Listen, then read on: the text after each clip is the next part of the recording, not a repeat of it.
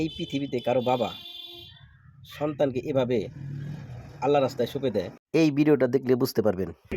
আমি আমার সন্তানের জন্য আসলে কোনোদিন আমি বিরহ করি নাই, আমি আনন্দ নিয়ে আসছি। এই কারণে তার গায়ে সাদা পোশাক আছে। আচ্ছা, পোশাক দিয়ে তাকে আমি সাজাইয়া নিয়ে আসছি, যেমন নাকি বর সেজে আসে, কনের বাড়িতে বর সেজে আসে, আমি তাকে সাজাইয়া নিয়ে আসি জান্নাতে যাওয়ার জন্য। শুক্রবারে বিকাল থেকে তার জবানের মধ্যে তেলাওয়াত ছিল, জবান থেকে তেলাওয়াত বের হয়েছে, ওয়াল্লাহুল্লাযী লা ইলাহা ইল্লা ওয়ালান তাজিদা লাহু নাসীরা, এরকম আয়াতগুলো পড়তেছিল। হ্যাঁ, অনেকগুলো পড়তেছিল। তারপরে যে আইসিইউতে লাগানো হয়েছে, এগুলো বের হয়েছে। যাই দেখি, আমি শুনি একটু কি পড়তে চাই, কি করতে চাই।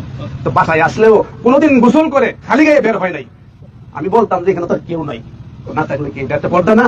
তো যাক, আলহামদুলিল্লাহ, আমি আমার আল্লাহ পাক রব্বুল আলামিন কেন আমাকে এই সন্তান দিয়েছেন এটা না দিলেও তো পারতেন। এখন নিয়ে গেছেন, অনেকে বলে যে অকালে মৃত্যু। আসলে মৃত্যুর কোনো কালই নাই। তো অকাল হবে কিভাবে বলেন তো দেখি? কারণ আজকে আমাদের চিরাচরিত নিয়মটা হইল বাবাকে কাঁধে করে সন্তান কবরে নিয়ে যাবে, আর আজকে বাবা কাঁধে করে সন্তানকে কবরে নিয়ে যায়। এটা একটা বিরহ থাকতেই পারে, মনের ভিতরে একটা আঘাত আছেই, থাকলেই হবে কি? আমি তার জন্য দোয়া করছি, 2 রাকাত নামাজও পড়ছি। আমি 2 রাকাত নামাজও পড়ছি।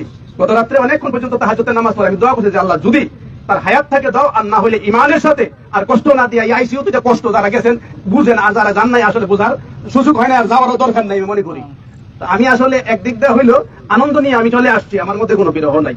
হ্যাঁ, ওর আম্মা আমার চেয়ে আরো শক্ত মনওয়ালা, কোনো কান্নাকারি নাই। করবো কেন? যদি এটা আমাকে না দিতেন, সিরিয়ালে যদি এটা না দিতেন, তাহলে তো আমরা 4 নম্বরে থাকতাম। এটা দেওয়াতে 5 নম্বর ছেলে হয়েছে আমরা, ঠিক না? তো এই জন্য আপনাদের কাছে দোয়া চাই।